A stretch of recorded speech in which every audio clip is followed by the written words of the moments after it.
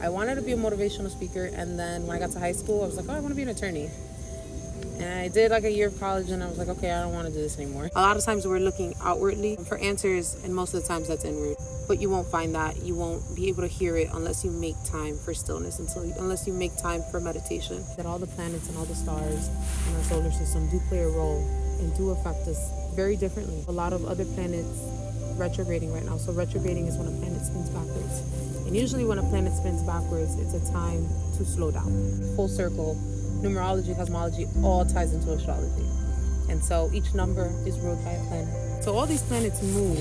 I like to explain like about a pie of pizza, that there's 12 slices instead of 8, each having a different theme. And so our solar system kind of just spins on this pie of pizza. And every time it spins, it's like a new theme, it's a new feeling, it's a new way of being. Everyone reacts differently depending on where your planets were, the day you were born. When I scan, let's say a chakra is blocked or unbalanced, your body will radiate heat. That stillness is what we need to really listen to our mind, body, and soul. And so meditation is great for giving yourself that stillness, for giving yourself the space to truly tap into what you're feeling, what you're hoping for, what you're looking for. Welcome to another episode of the Three King Protocol podcast. Today we have a very special guest, a great friend of ours. She's a meditation coach, Reiki practitioner. She's going to tell us a lot about her spiritual journey. She's just a great soul, and we're just very blessed to have her today. So thank you. Diane, Ashley, thank you for being on the podcast today. Thank you for inviting me. Thank you guys for having me. I'm excited to be here today. Again, it's my first podcast, so very excited. Round of applause. You guys. Thank you. I guess I'll dive into my spiritual journey a little bit, how I got started.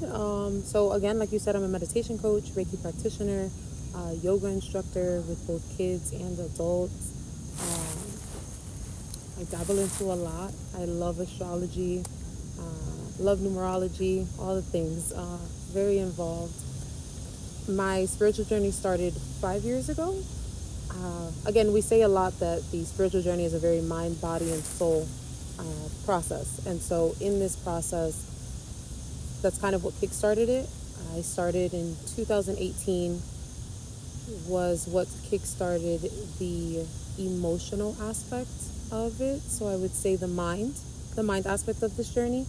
2019, I had a very life-threatening experience, which kickstarted the body aspect of my spiritual journey. And then 2020, I lost my grandfather, which kickstarted the soul aspect of this spiritual journey. A lot of questioning, a lot of diving in and I had a lot of questions and not a lot of answers. And so that is kind of what kickstarted the journey. I want to say 2021 was when I really dove deeper into the certifications and the classes and the teaching and the mentors. So it very involved process, still going, still learning, never-ending process. And so it's kind of a little bit about the journey. Yeah. So what is Reiki? Okay, Reiki is a energy healing. It's based on the chakras. And I serve as an energy portal, I guess you would say. And so I tap into the energy around us because the energy around us is immense, it's huge. And so I tap into the elements, fire, water, earth, air. I tap into my own energy, and I use that to kind of scan the body and figure out which of your chakras are unbalanced, are unaligned. And it's very interesting. The body does wonders because usually what happens when I scan, let's say a chakra is blocked or unbalanced, your body will radiate heat. And so that will be what I pick up on. Or your body will naturally move, or some people will twitch a lot on the left side. Your left side is tied to your feminine energy. It's tied to your maternal side. It's tied to your past. And so if you have a lot of blockages on that side, and as I'm doing Reiki, your left side of the body is uncomfortable, then that tells me more than a lot. It tells a lot. And so energy really goes a long way. Reiki, again, is just the healing of the energy that you carry through the energy around us and through myself. Yeah, I remember at your last Sound Bowl event that we were blessed to be a part of, you gave us both a Reiki healing session, a chakra reading, and I remember you told me that my crown chakra was, you were picking up on my crown chakra. Yes. And could you speak a little bit more about like the power of the crown chakra, Absolutely. what energy you pick up from reading that, and also a little bit more about chakras as well? Absolutely. So when I pick up a blocked or unbalanced chakra, not only do I feel it and see it within you, but I also sometimes feel it within me. And so, for example, at that floating sound bath, before I give anyone Reiki, I cleanse myself and I tune into a very meditative and relaxed state, so that I don't want to transfer any anxiety into you. I don't want to transfer any unstable energy into you while doing Reiki on you. And so before I start, I relax myself, I tune in, I get into a meditative state so that I can offer you a very relaxed and easeful transition into Reiki. And so when I did Reiki on you, I felt very, I don't want to say anxious, but there was a lot going on in your mind. And of course, that's up here, which is where our crown chakra is. And it's why I asked, how are you doing with your crown chakra? How have you been feeling? Which you elaborated and gave me some answers, which kind of allowed for what I felt to align with what I was thinking. And so that's why I gave you the advice that I had given you at the time. The crown chakra, you're welcome. I hope that it helped. Yeah, absolutely. The crown chakra is very interesting. It really does govern our wisdom and our beliefs and stuff like that. And so we spend a lot of time up there. We spend a lot of time in our head. So it's a chakra that gets a lot of attention, subconsciously and consciously. And so it's very easy to get thrown off, which is why I just asked, like, how are you feeling? How is your crown chakra? Where has your mind been? Have you been overthinking? Have you been at ease? And then that kind of helps me figure out, if you're overwhelmed mentally, then we need to sit and figure out what the best plan for you is moving forward. Yeah, we talk a lot about conscious thoughts and subconscious thoughts on our podcast and platform. Could you speak a little bit about the power of meditation and how that's helped you on your journey, and how people watching can tap into the power of meditation to really access their own conscious thoughts? Yeah, absolutely. So it's funny because when I started meditation, I wasn't very good at it. I was not. It's actually, and even sometimes it still is a little difficult. But meditation truly allows for you to sit with yourself. Oftentimes you'll hear people say, I'm not really good at meditation. I can't get my mind to stay still. I can't get my body to stay still, which is understandable. It happens. As humans, we're always on the go. We're always trying to figure out what's next. And so it's very hard to sit in stillness. It's very hard to make time for that stillness and to allow your body to be comfortable in that stillness. But that stillness is what we need to really listen to our mind, body, and soul. And so meditation is great for giving yourself that stillness, for giving yourself the space to truly tap into what you're feeling, what you're hoping for, what you're looking for. A lot of times we're looking outwardly for answers, and most of the times that's inward. But you won't find that. You won't be able to hear it unless you make time for stillness, unless you make time for meditation. And I think I told you guys at the last event, but when the mind is overwhelmed and when the mind is just kind of very hectic and all over the place, meditation sometimes serves as a stage. And it's not my first answer when you are overwhelmed and when you are struggling with overthinking. I always recommend journaling and writing. But when your mind is stuck and when your mind is seeking answers and it's seeking wisdom, meditation truly does play a big role. Because, again, it allows you the time to sit with yourself, sit in stillness, and listen to the energies around you. I know I feel like there's time to, like, there's times when you should take action, and there's sometimes when you should stay still and listen to your body or your mind, or see what's in it, then take some action, you know? Like, I feel like some people feel like if they're not taking an action, they're not getting something done. But then they can be running in circles, you know? So I feel like, you know, that balance is important, to be like, you know, okay, my mind is running in circles. How do I, you know, bring it down, you know? And then, like you said before, sometimes there's a lot of stuff in your mind, and the next action to take should be maybe, you know, that you would recommend is writing your thoughts down, you know? So that way maybe it's not in your head now, it's out on a piece of paper. Then you can kind of reevaluate them, put them into, priority, you know? I like that you mentioned that, because when I started this journey, again, when I started spirituality, I needed something to focus on, because I was trying to do all the things. I wanted to do the meditations, and I wanted to do the journaling, and I wanted to do the yoga, and I was trying to do it all. But what really kickstarted was, again, I'm a mom, I work a regular job, I also run my holistic healing business, and in all of that, my main focus was, you need to slow down. You can't do all the things if you're moving too fast. You're moving too fast, you're not getting it done right. And so stillness was very hard. Making time for that was very hard, because I learned at the time that I tied my worth to my productivity.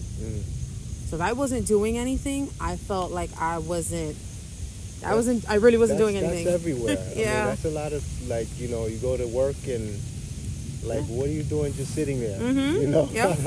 You know? So it's hard. It's a hard pill to swallow once you know that you're doing it. And once you know that you're doing it, then your next step is trying to pull yourself out of that.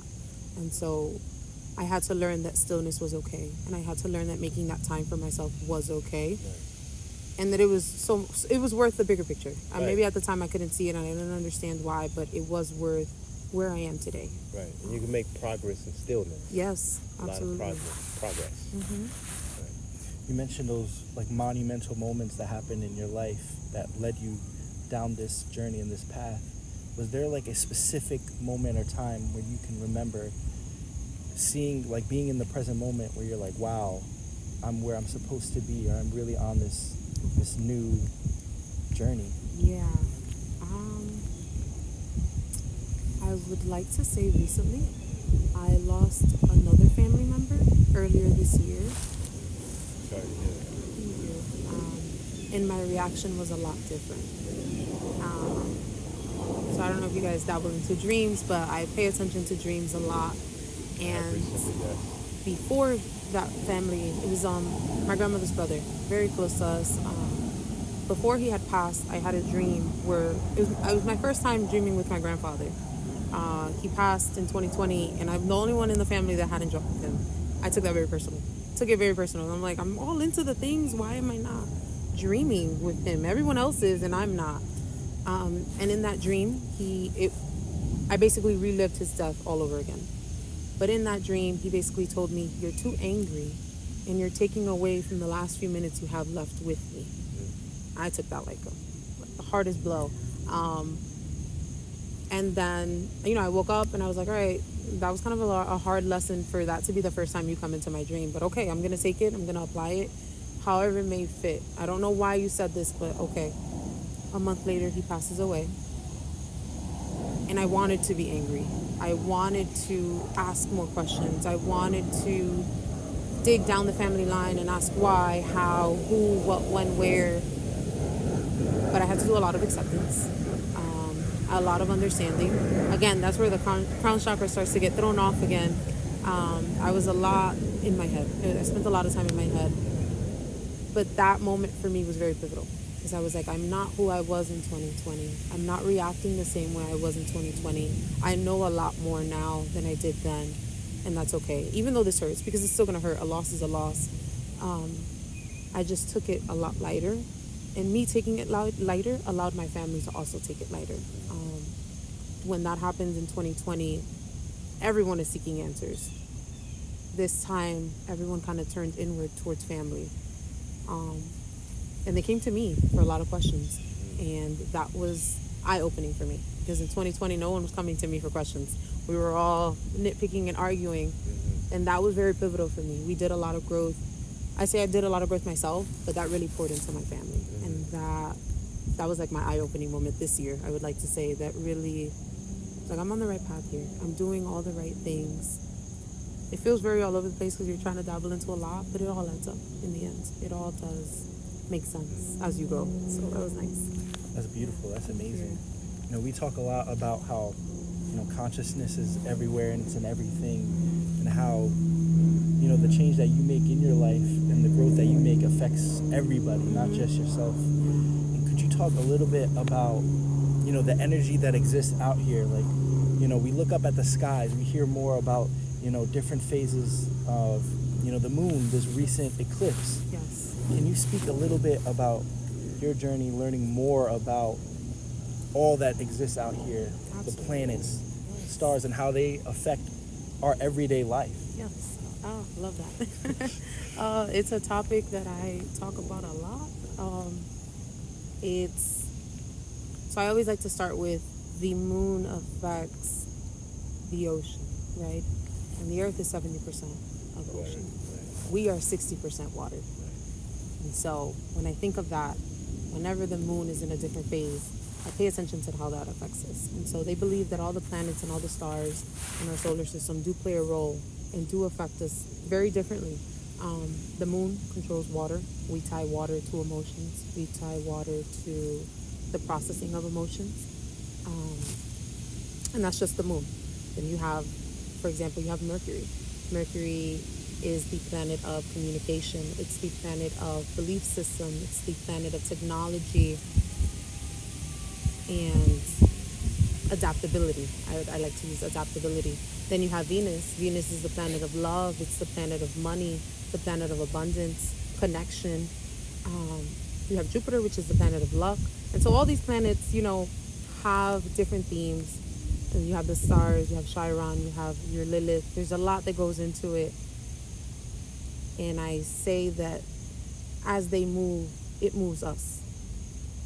For example, like you mentioned, the eclipse, we had a lunar eclipse the 17th, Tuesday? We had a lunar eclipse Tuesday. I don't know how that was for you guys, but that was a lot of reflection. That entailed a lot of abruptness too. I don't know how it was for you guys, but there was a lot of things going on this week and a lot of lessons and a lot of reflecting. And that was just a full moon. That was just a full moon. We also have a lot of other planets retrograding right now. So retrograding is when a planet spins backwards.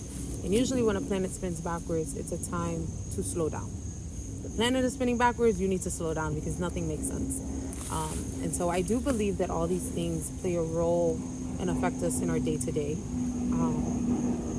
That full moon, again, we have them periodically, but full moons are for releasing, new moons are for calling in and manifesting. So when something is full, you have to let go to make new space. When something is new, you have all the space to call in. And really, it's a rebirth. It's a time for rebirth.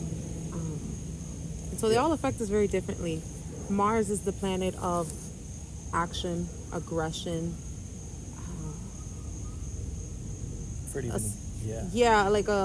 Asserting yourself as well.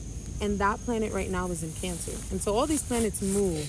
I like to explain like a pie of pizza, that there's 12 slices instead of 8, each having a different theme. And so our solar system kind of just spins on this pie of pizza. And every time it spins, it's like a new theme. It's a new feeling. It's a new way of being. Everyone reacts differently depending on where your planets were, the day you were born. And so that's what we would call a birth chart. And so as these planets spin, everyone gets affected differently. Example, Mars is in Cancer right now. Each planet likes to be in a specific sign. It's like when you take yourself to a water park. You like being there. Same for the planets. They like being in these spaces. Some planets don't like being in certain signs. For example, Mars is in Cancer. It doesn't like being there. It doesn't like being in Cancer. Cancer is very motherly. It's very nurturing. Mars is very assertive. We have to take action. And Cancer is very nurturing. So it doesn't like being there.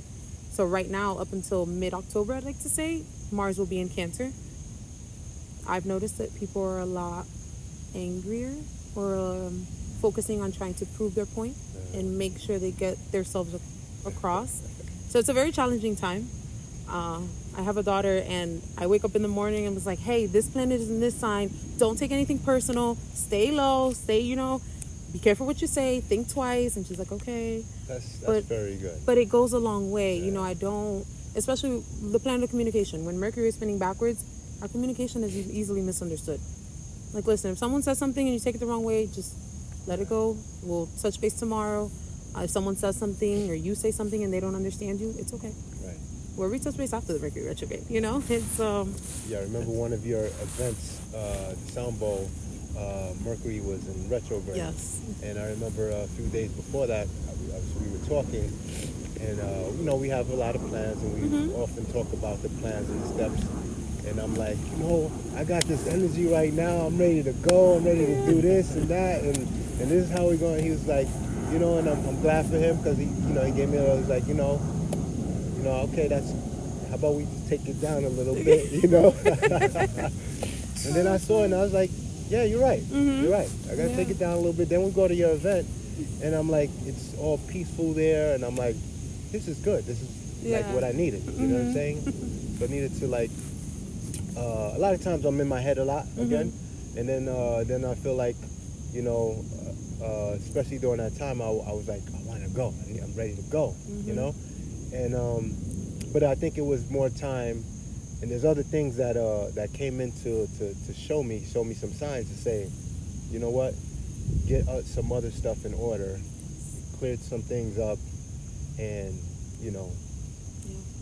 it's like oftentimes we think or we hear that there's only one way to do something, or this is the way you should be doing it. But like the more I've discovered and the more I'm learning even about the cycles and the planets from you, it's like everybody has a different aspect, divine aspect to them that they can use to empower themselves. So it's just really powerful knowing that there's not one way to do certain things. And we talked about your event. Could you speak a little bit about what sparked your passion for hosting these amazing types of enlightening events? Yeah, absolutely. So again, I do all the healing, all the things, but I started doing that for myself, and I found that the journey was a little lonely. It was very lonely doing it all by myself. Once I got to a point where I could openly and willingly help others through that journey, I started to learn, like, okay, it's kind of hard when you're trying to squeeze everyone in during the week and you're trying to do everything.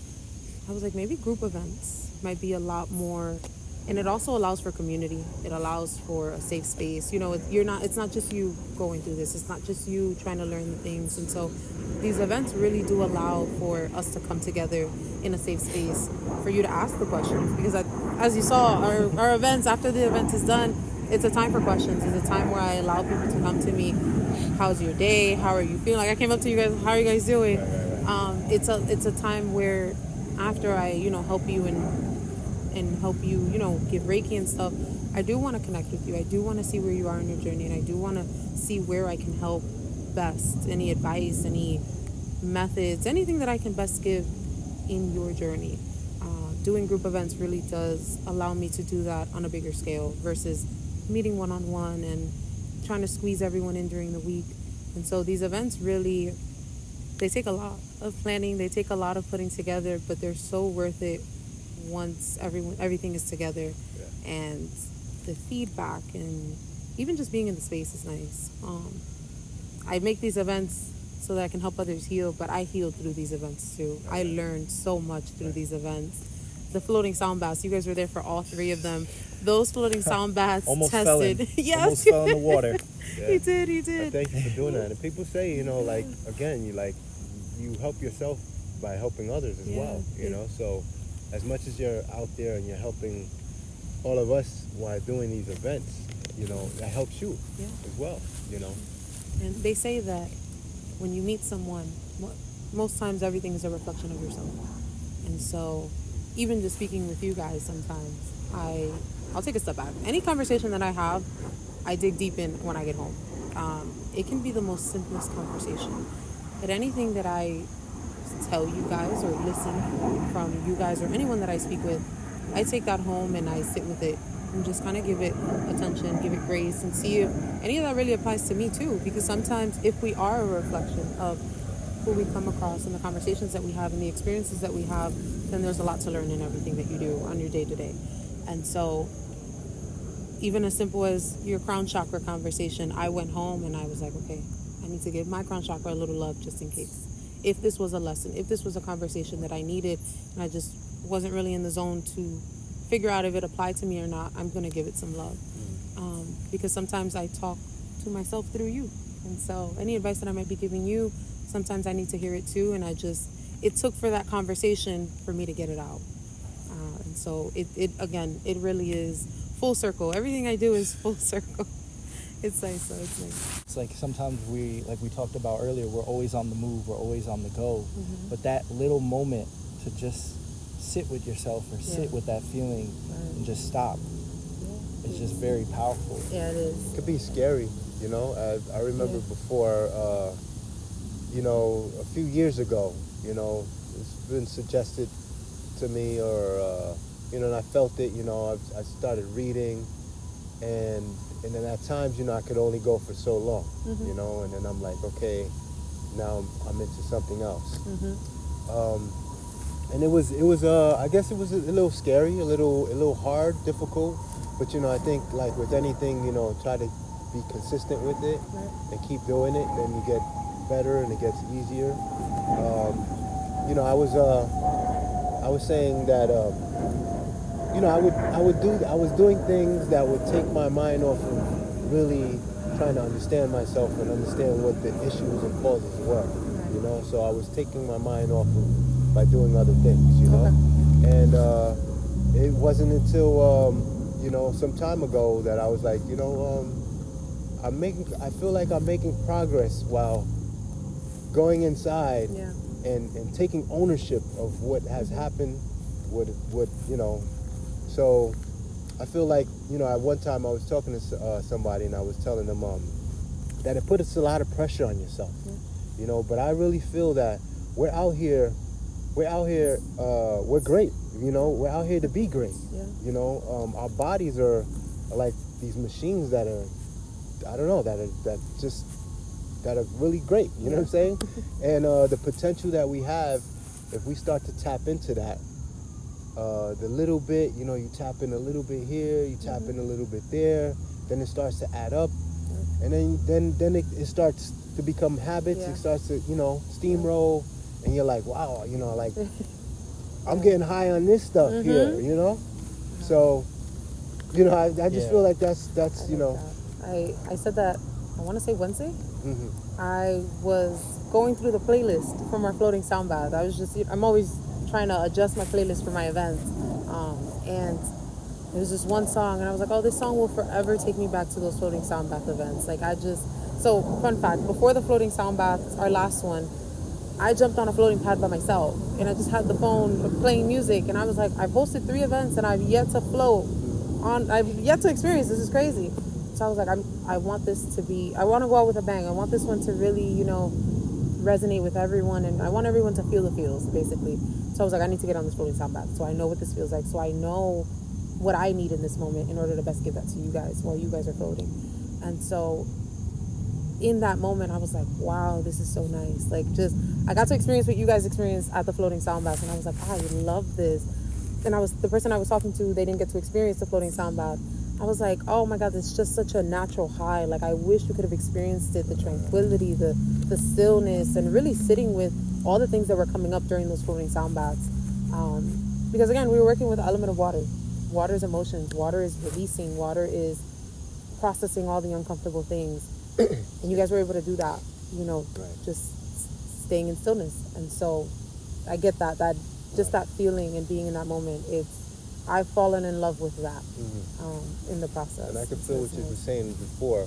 We did an enlightening event, which you were there. I'm glad you came out and did that. And we were putting it together. You know, it was for, you know, for me, I was like, you know, it's great for our family and our loved ones to come and participate in that stuff.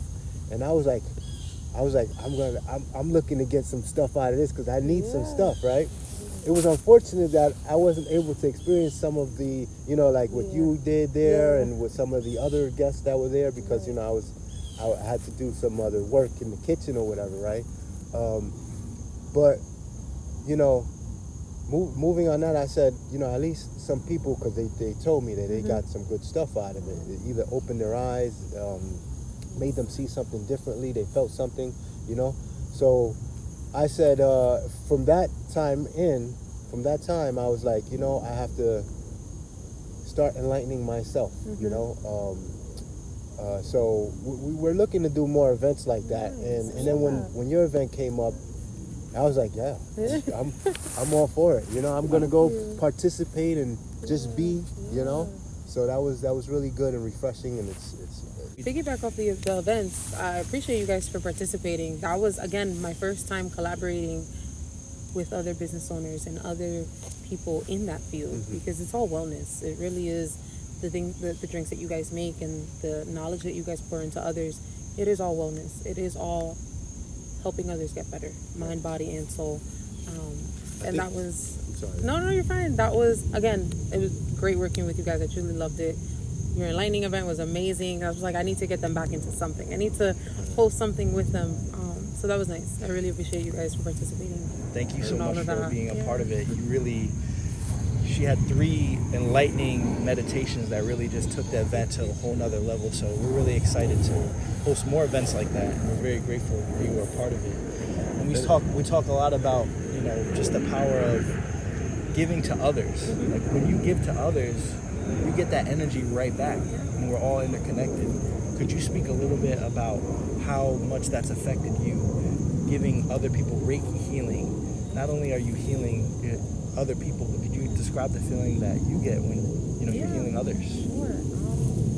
So I've always tried my best to give back, and I've always been a helper. I think I was always trying to help, always trying to fix, always trying to do all the things, and so Reiki kind of felt very natural when it was like, okay, well, I'm just helping others, you know, through this journey. It was very nice. And see, the tricky thing with Reiki is it's very easy to, as an empath, I'd like to say that it's very easy to soak all that in. Anything that you might be feeling, it's very easy for that to latch onto me, for me to accidentally take it home if I don't do the proper disconnecting and the cord cuttings and stuff like that. But when you do it all right and you do all the right things, helping you through that process, how do I say that? Obviously it feels good, but to see that ease and that grace within you knows that I did something right, or that I helped in even just the smallest way. Reiki sessions are a lot. They dig up a lot. And so, you know, with our chakras, we have your root chakra, which is grounded and which is usually tied to anger. It's why red. It's why it's red. And so got the red. There you go. See, so red. It's such a color that's associated with anger, but we use grounding because normally you need to ground yourself when you're angry, when your emotions are all over the place. And so if I'm giving Reiki to someone who has a lot of anger, who's holding a lot of anger, to see that natural release and to see that ease within them after the session, it's nice. With the sacral chakra, it's where we hold our guilt, it's where we hold our shame, it's where we hold, there we go, see? Yeah, sacral chakra there you right go. Here. We hold a lot there in that space. Women hold a lot of emotions there. We all do, men and women. It's the chakra that governs emotions, and so it's for men are just so used to hiding that and not feeling comfortable, because that's really what it is sometimes. I don't think everyone is given the safe space to feel those emotions, to really, without judgment, without not understanding, because I don't expect you to understand them. I don't understand them all the time either, and so you need that space. And so with Reiki, giving someone the space to just be, allow what comes up, and then we'll give it what you need to give it, what you want to give it. Because not all the time in a Reiki session will you be like, all right, I'm ready to tackle all the things. That's unrealistic. It takes a lot. You have a lifetime of stuff in you. No way we're going to get through all of that in an hour. It's not, but it's a start. It's a start. And so as things come up, especially with the heart chakra, it's our heart. That's where we govern heartache. I have mine here too. Yeah. Boom. See? That's where we carry a lot of our grief. It's where we carry a lot of our heartache. It's where we carry a lot there.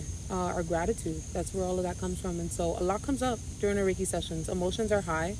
I feel them, you feel them. We all kind of, it's just like swarming in the room, but I close off my Reiki sessions with a release. So it's like a cleansing. So I go in and I open up your chakras, I balance them, I dig in, but then I close that off with a release, because I don't want to bring all these things up and then send you home with them. That's not fair. It's a lot for you to take home with you. Don't get me wrong, if you're willing to take it home with you and you want to work on all the things, you're fine. But I do want you to release. And so I do a releasing so that I don't send you home with so much at the surface. Don't get me wrong, though, Reiki does bring things up throughout the week, which is why I always tell you guys, did you guys have dreams? Anything come up for you guys? Any lessons, any themes? Been having some weird dreams. Yeah. Not weird, but very vivid. They should be very lucid around this time with the full moon. But you know, to finish off that, just helping people get through that. Because chances are trying to do it alone is hard. It's not easy. You try to run from it. How long does your session usually go? So a full session is 60 minutes. 60 minutes, sometimes if I feel that a chakra or a side or any body part needs more time, then if you have the time, I'll let you know, like, hey, I'm going to spend a little bit more time on this chakra. I think it needs a little bit more attention, then I'll let you know. Obviously, if you can't, then I'll trust and I'll try my best. But usually 60 minutes, and that includes so I like to pull oracle cards at the beginning just to get a sense of your energy. I have an ancestral deck that really allows for me to get a sense of the energy you came in with. Who's on your side? If you have any ancestors, anything going on, I pull a card or two out, get a feel for what I need to focus on for that session, and then kind of go in and start the Reiki. And then I close out with a cleansing, with an aura, and then a protection ceremony as well. So it's a lot. Very in-depth. You said something that really sat with me, like it really resonates. You talked about having the space to heal, the space to really feel. And, you know, me and my dad, we used to play sports, like, you know, basketball, football when we were younger. Yeah. And a saying that they would always say is, like, when you're playing basketball, to score, you have to create space, whether it's with the move, a certain dribble, even in football, when you're playing wide receiver, you know, you have to create space from your defender, and that's how you gain success. You score a touchdown.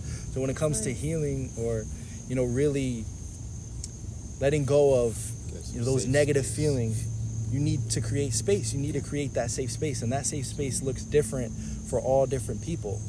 So, but finding your safe space is crucial. Yes, very. It is. It really plays a role in. So I do one-on-one coaching as well in all of this, you know. And one-on-one coaching with me can look like meditation coaching. It also involves Reiki, chakra work. It involves a lot, and that's one common theme that I find within all my clients. No one has that safe space. That's probably why they're coming to me, because I'm in no place to judge. We're all going through life. We're all learning. We're all experiencing different things, and we're all making mistakes. I might practice all the things, but I'm still human. I'm still gonna make my mistakes. I'm still gonna mess up. I still have to learn, and I still have to apply and adapt. But that's one thing that everyone comes to me for. If you're seeking my services, you need a safe space, and I'm gonna give it. There's no room for me to judge. All I'm here for is to help you through the process, help guide you through the process as best as I can, and hold that space for you. You can cry. I'm not gonna, you know. Right. How often do you recommend somebody to get Reiki, or does it depend on, you know, once you read them, then you say?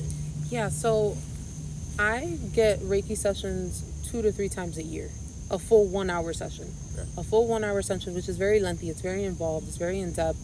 I usually do 2 to 3 a year, no more. And I kind of spread them out within seasons. And so I'll do one towards the beginning of the year. I'll do one towards the summer, and then I'll do one towards the end of the year. Sometimes I'll only do 2 throughout the year. So if you received Reiki at my sessions, that's very short. It's only like a minute or 2 with each person. And I usually tell people it'll last you about 7 days. So you'll probably be dreaming very vividly. Themes will come up for you within those 7 days. And then obviously if it's that short, then I would say another 7 days after that's up. Your Reiki made me cut my locks. No. No. Oh no!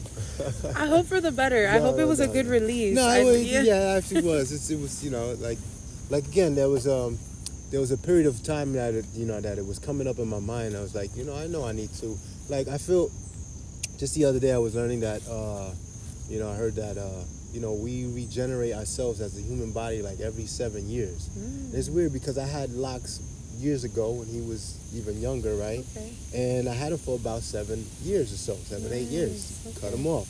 But not knowing, I was just like, I feel it's time to cut him off. Yeah. And then for a period of time, I was going through it. I was like, I feel like cutting him off. And I didn't know where it was coming from, but I just had the feeling, and I was like, and I know other things I need to do, to stop or start, continue, so that was the, and then when we went to your event and you're talking about, Mercury. Yeah.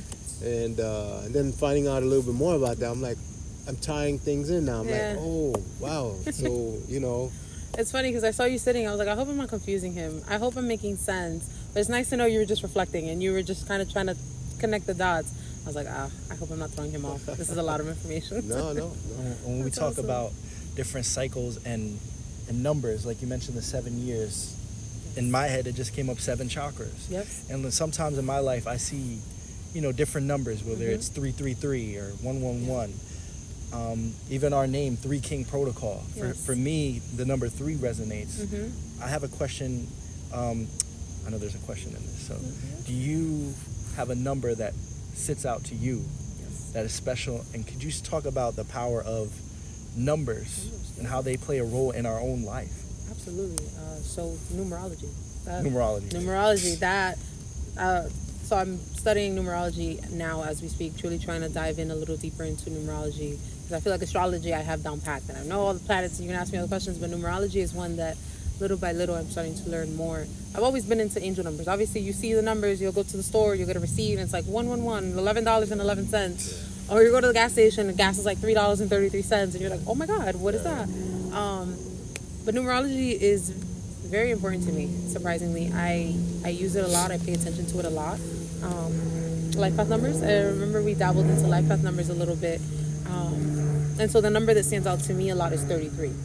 33 just so happens to be my life path number. And so your life path number, you add up your birthday, each one number one by one, until you get one single digit, unless you get 11, 22, or 33. At that point, you would stop. Those are master life path numbers, and those hold a little bit of... Each number obviously holds a significance, but those 3 numbers are master life path numbers. 33 being a teacher. You're here to teach others and kind of help others learn more.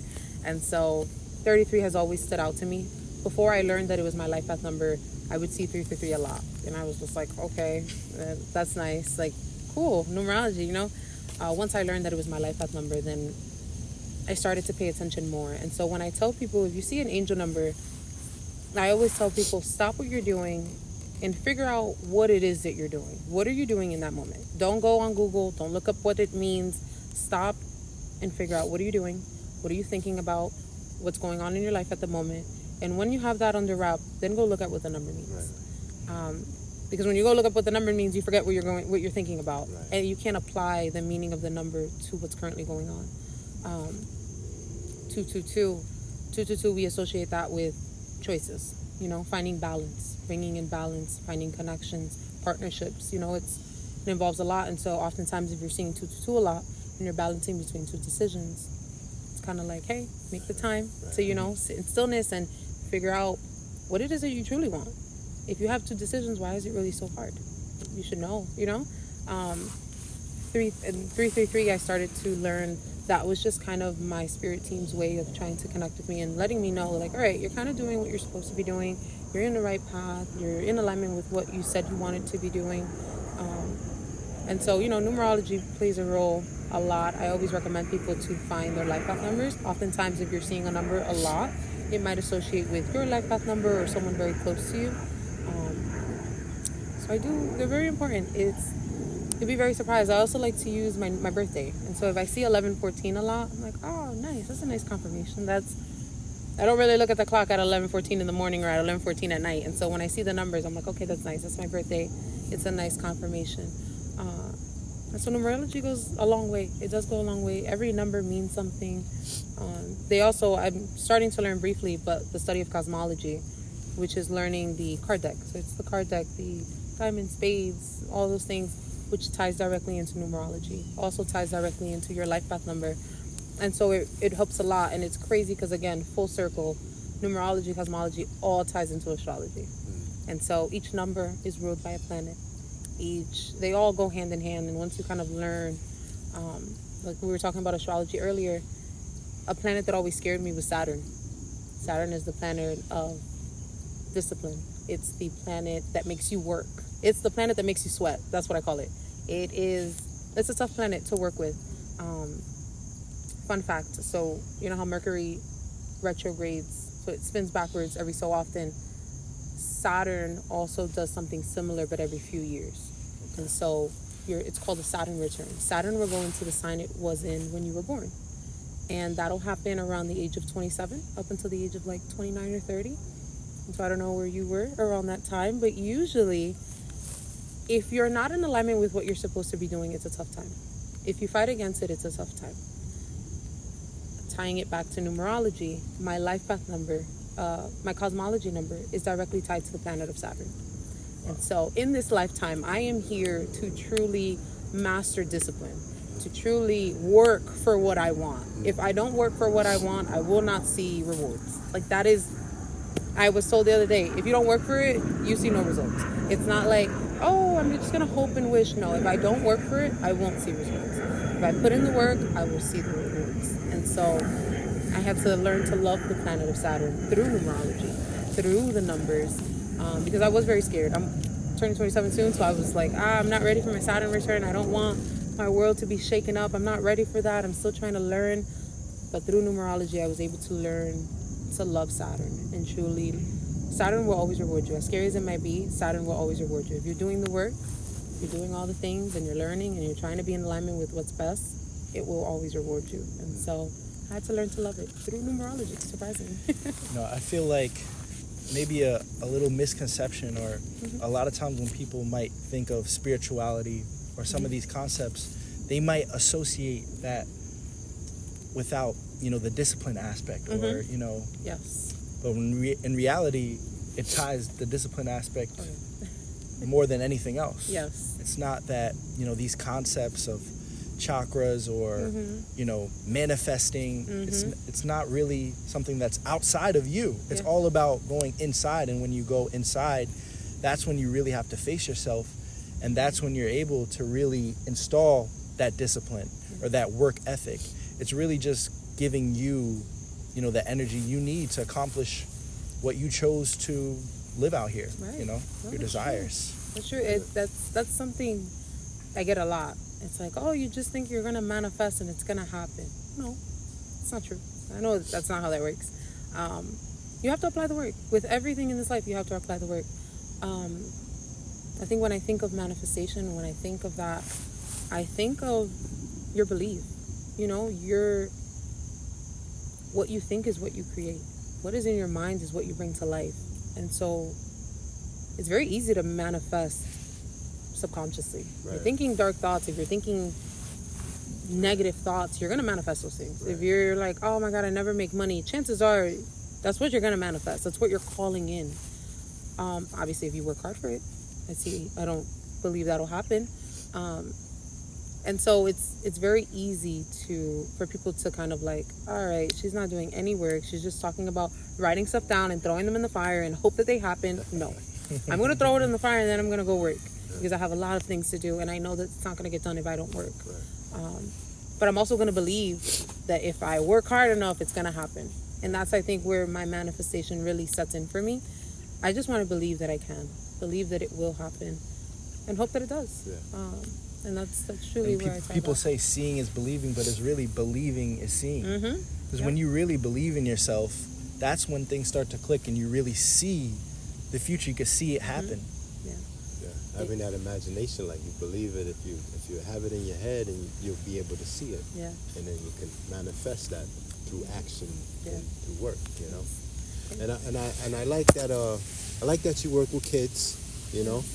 I think that's very important. And I want to ask you if, when you were younger, did you see yourself? What did you see yourself doing? Did you see yourself where you're at now, or at another place? So surprisingly, when I was younger, I started off wanting to be a motivational speaker. I don't know where that came from, but I liked hearing and seeing people speak. I wanted to be a motivational speaker, and then when I got to high school, I was like, oh, I want to be an attorney. And I did like a year of college, and I was like, okay, I don't want to do this anymore. And then that's when I started my spiritual journey. I was just like, okay, reroute. We're going to try something different. So now you're a motivational speaker. Thank you. I didn't think to call myself that. But I do a lot of talking. I do. And you do motivate. Thank you. Right? Yeah, thank you. So that's, and I feel it's important. That's why, for one, like we were talking before, that we connected, or like coming together as a community. I think that's very important. That's just gotten, people have gotten away from that for whatever reasons, for saying, for ego, for pride, saying, oh, this is me, I did this, and all that stuff. I feel the importance of a community, like a community raising children, the importance of elders and what they have experienced, what they know, So this is something that what I would like to impart with, moving forward with kids and stuff.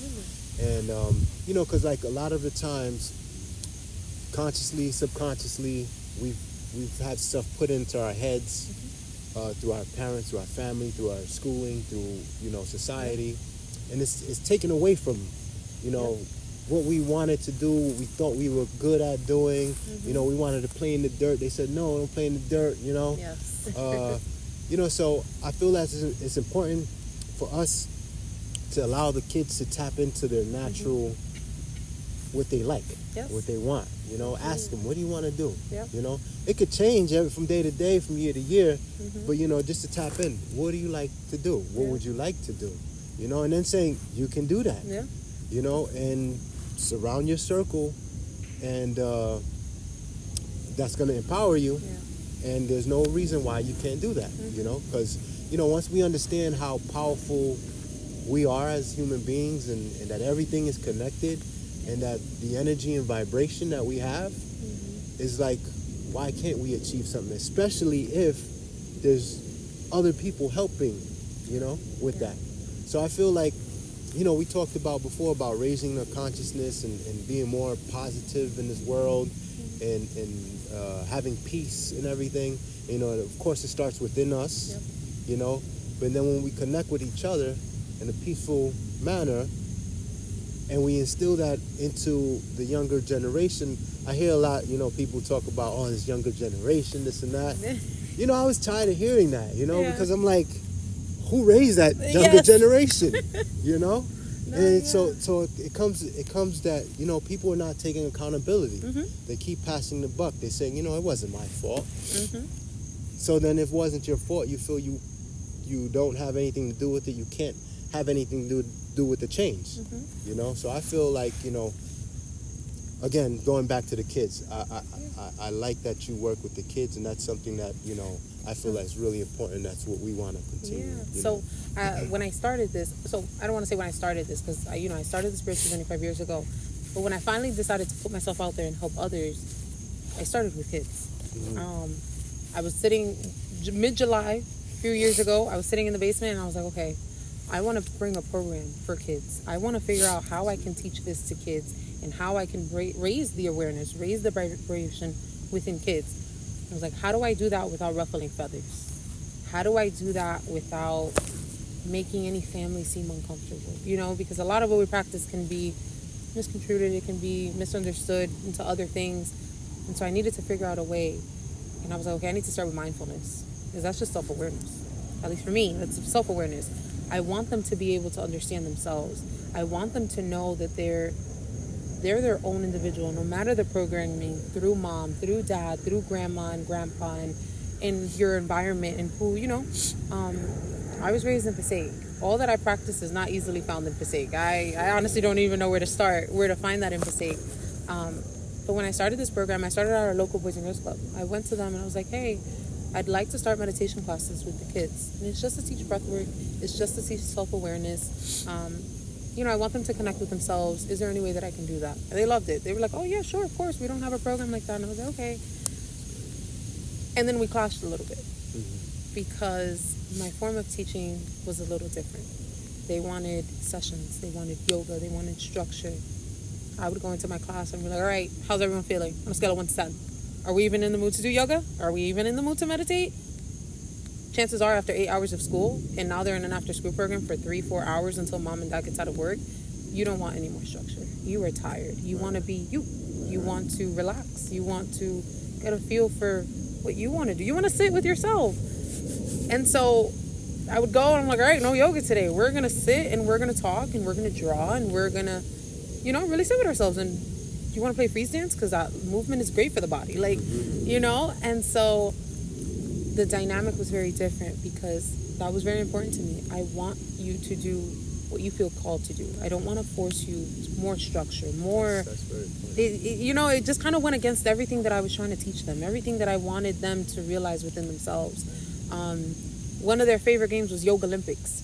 I would make like an obstacle course, and I'd have like staff and you have the state come in to observe and see what you're making. You're doing what you're supposed to be doing, and I have kids just running around. I'm like, I promise they're doing everything related to meditation and yoga.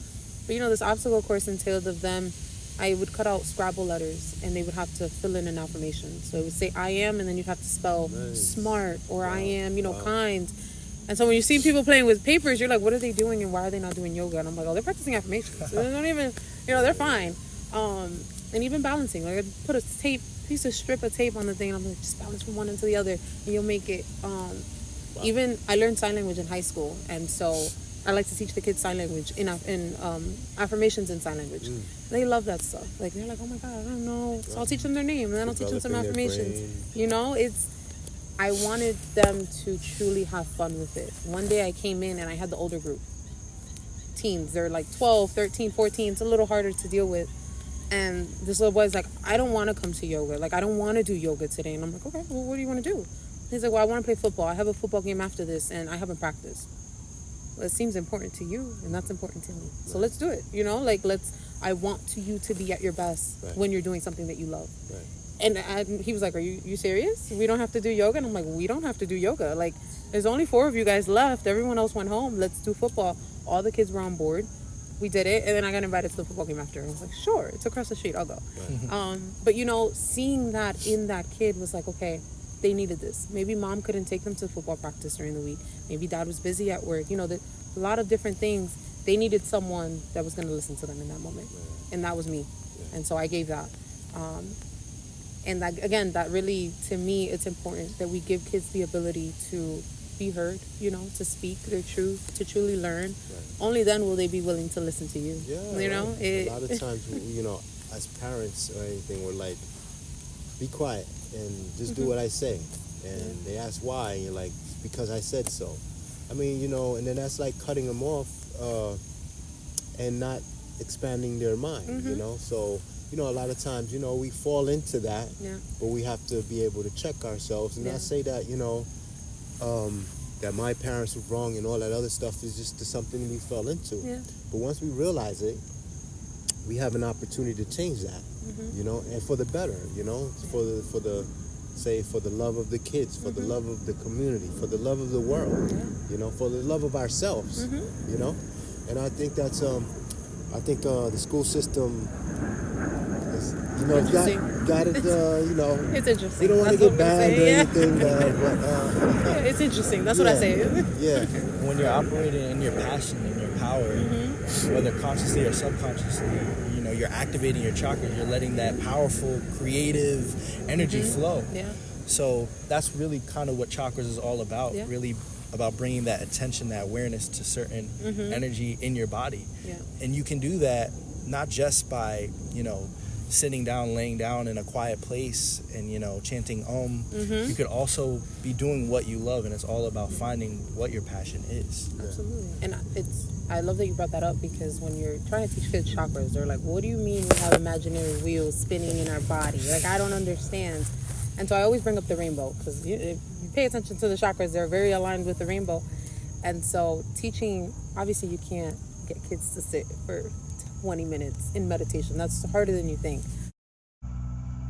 And so when I would send kids home and I'd notice a kid, struggling with fear or shame or guilt, sacral chakra. I'd be like, hey, you like oranges?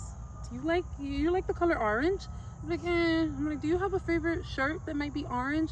Yeah, I do. I'm like, all right, why don't you wear that tomorrow? Like, because it's hard to tell them, like, all right, sit crisscross applesauce and just for 20 minutes. That'll unlock it. No, they're kids. They're not. And so I always tell them, eat an orange. Eat. That's why I fell in love with the juices, because they really, they truly do help. It's like, as an adult, it's easy for us to, I'm gonna drink this and I'm gonna be squared okay. But for kids, it's a lot harder, And so telling them, hey, I've seen that you were a little scared today to try this. When you go home, try to eat an orange and stuff. You might feel better. Thank you so much. Thank you for being on the podcast, and just even greater for doing the things that you do, the services that you offer, and like we talked about, the power of installing that, power in the kids and the children. Could you talk briefly about, what you have upcoming with the kids? Sure. So we actually have a parent and me yoga class coming up in October, Halloween theme. So I'll have the kids come in their costumes. Truly, yes. Open to moms, dads, siblings, aunts, uncles. If you have the time, please join us. That's upcoming in October. Do you have a location yet, or? Most likely in Clifton. Okay. Yeah, I usually use Clifton. If that changes, then we'll update everyone. Where can they tune into? So I have in my Instagram, you can follow me at Planetary Healing.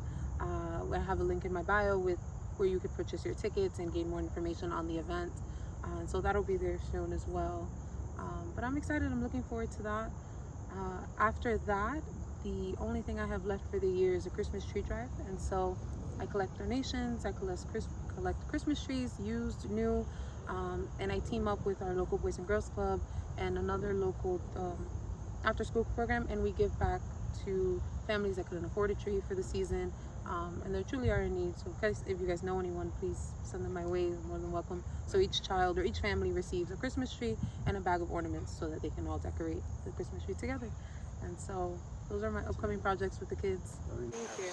You're gonna continue to be blessed for the work that you're doing and that coming out. Thank you. I appreciate that.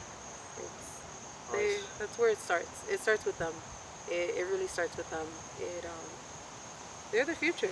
Yeah, I say that kids can give you gray, Yeah. but if you go about it the right way, they can make you younger. Yeah. They can revitalize you. Give you that energy. And I feel like that's why the connection between the youth and the elderly should be made, because when grandparents see the little baby, they get it, they feel great, and then they have something that they can give to the kids, and the kids give them something. So it's all a circle, and I feel like it's important. And that's what we want to continue to work with, build. Work with the kids, bring them up in the right way, take accountability, say this is what worked for us, Right. this is what didn't work for us. Yes. And then And that's what's important. That truly is what's important in every generation. I was always so focused on trying to heal from the generation before me, forgetting that there was already one after me. I already had my daughter, and I was like, okay, I'm focused on healing what I had going on with my mom and what I had going on with my dad, but now I'm the parent, and now I have to make sure that, okay, great, I'm understanding and I'm learning, but am I applying what I'm learning into the next generation? Have I really done that? It's a little triggering. It's a little hard. They trigger the best and the worst out of you sometimes. So you really have to know when to react, how to react, what to pour into them, how to pour into them, and truly learning that they're their own person. How you pour into you is completely different to how they need to be poured into. And sometimes that's really hard to learn, because usually we love people how we want to be loved, but others need to be loved completely different, starting with our kids. And then to keep in mind that it's not done overnight. Yes. It's generations and generations and generations and generations. So it's like if we just pass it and say, oh well, it's not gonna happen, it's not gonna happen. But if you say it's gonna happen within due time, and we're gonna keep taking these steps to make it happen, then it happens. You know. Sometimes you can heal your past by looking and giving and investing in the future. Yes. You mentioned just, when you became conscious of, wow, the next generation of kids' lives, how that affects your life. And sometimes we do tend to take a one-dimensional or three-dimensional approach, but when we look at it and say, wait, what if it's not just one story, one way to do a certain thing? It's not one timeline, a linear timeline. We often look at time as like just being, this was my past, this is where I am at now, and let's see what's going to happen tomorrow. But if we really tap into, our divine power, we could realize, wait, the answers might be right in front of us, or in the next, right inside of us, Yeah, it's true. And the more you're open to receiving that truth, that's only going to take you to the next level. So if you guys are watching this, stay open-minded. Stay open-minded. Because if you're closed-minded and you know everything, you're not going to learn anything. And if you're open, the things that don't serve you will leave, if you notice them, and the things to come in to serve you, will benefit you. I think that is my favorite advice. Always be a student. Even if you're the best teacher in the world, continue being a student. There's always a lot to learn. The generations before you, the generations after you. You'll be very surprised. It's funny you mentioned that. So my daughter one time, she was like, oh, when I do something wrong, you kind of just tell me that I did something wrong, but you don't tell me what I'm supposed to be doing right. And I was like, whoa, that was a blow. But okay, I had to take that not as an attack, but as something that I needed to work on. Then I was like, all right, I know how I can fix that. I'm just going to tell you what you're doing wrong. And then I got, okay, you're always lecturing me. I was like, okay, now I'm doing too much of it. And so even the new solutions still come with new problems. And so it's really, it's a lot of work. It's a lot of tweaking and learning and truly trying to adjust. I had to learn, when your kids come to you, not always do they need a lecture. Not at least in that moment. You might be able to give it to them at another time, but in that moment, you have to figure out, do they need a lecture or do they need a hug? Do they just need that safe space? Are you giving it, or are you so worked up on, are you so worked up on the fear, on trying not to repeat past mistakes, but they're not the same person. And so they're coming with, it's a lot. They say in relationships, or all different types of relationships, the greatest thing is being able to listen. They say like the power of listening. Because when you break that down, what are you doing when you're listening? You're connecting with somebody else, and you're really actually feeling what they feel, like we talked about before. And just that in itself, we can find solutions. We can find the answers by just, listening. Oftentimes we're always trying to figure out what am I going to do with my life? What's the next move? How do I do this? But if we just take the time to sit back, relax, and be open, allow yourself. You talked about powerful affirmations. That one is really powerful, I feel. Affirmations go a long way. They serve as a reminder. I wake up in the morning, and as a mom, I do my own affirmations for her, and then I do my own affirmations for me. Affirmations truly are that reminder. Whether or not you wholeheartedly believe it, because it's very easy to say, I am this, and then you go out into the world and you're like, oh, I don't really feel like that. That's okay. But continue to tell yourself, because again, your thoughts, your words, they hold so much power. And if we're constantly repeating it, the body's gonna catch on, the mind is gonna catch on, your heart is gonna catch on. Within time, you're gonna be doing it without even noticing it. You're gonna, one that I started off saying a lot was, I am safe. Because if I didn't feel safe, I didn't feel good to be me in spaces that were unknown to me. I wouldn't, just this podcast, I would not have felt safe enough to do this. I would have trembling with anxiety. But I kept telling myself until I learned that keeping myself safe was up to me. That's up to me. Obviously we can't control it all, but for the most part, keeping yourself safe is up to you. You can do a podcast and people can react differently, and you might feel attacked, you might feel unsafe. You know who you are. You know the work that you've done, and you know the knowledge that you do know. that shouldn't rock you, you know, that shouldn't throw you off of your game. It shouldn't really hurt you to the point where you feel unsafe. And so even, you know, going home and reminding yourself like you are safe, you did do the things, you did all the right things, and just telling yourself that until it really resonates. So oftentimes I'll tell myself an affirmation, and after a few weeks it comes with a lesson. It's just like, that's why I've been saying that affirmation for so long. Because then it's like, okay, this is why this affirmation was so important to me. It's a lot. It helps. I believe in affirmations. If you're writing them and sticking them on your door so you can see them on your way out from the house or in your bathroom, whatever it may be, an affirmation does go a long way. I feel like we should do a challenge, to do a 22-day challenge or something like that. I like that. Affirmation, you know. We have some things in mind that are coming up. We'll talk about more in detail at another time. But you know, if we can challenge ourselves to say one affirmation to ourselves for 22 days, it becomes a habit. Then it's like, you know, then it becomes us. Then we say, you know what, consciously, subconsciously, you know, I am safe. I feel safe. You know, so now, where else do I want to take that? You know, I make others feel safe or something like that. You know, so that'll be the next 22 days or whatever. You know.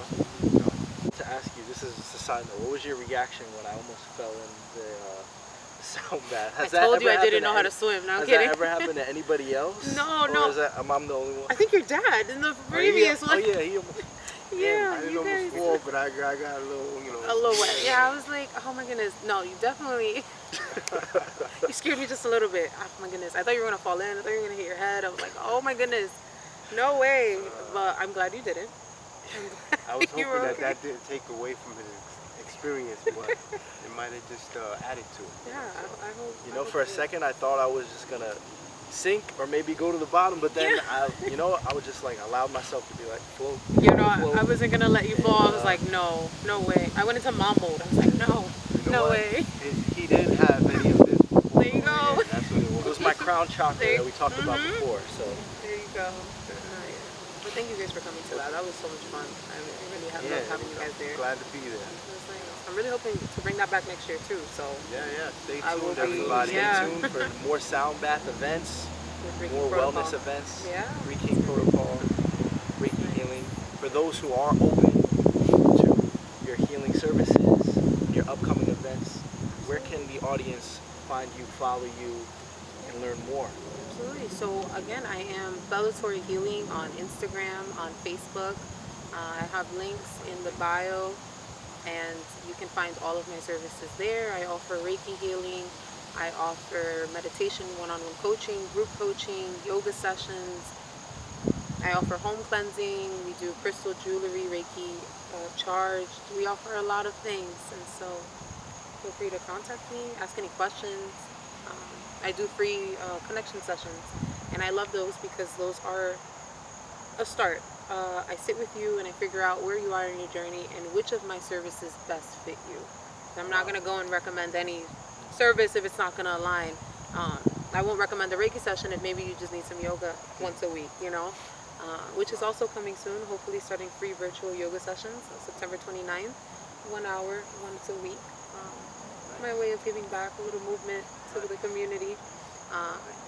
Again, I also offer distance Reiki through those yoga sessions, so a great way to come and receive free Reiki. Bring our yoga mats. Yeah. Bring your yoga mats and bring your Three King Protocol chakra drinks with you. It's been a pleasure. Thank you so much for joining us on the podcast. Yes. Everyone, like, comment, subscribe. Stay blessed.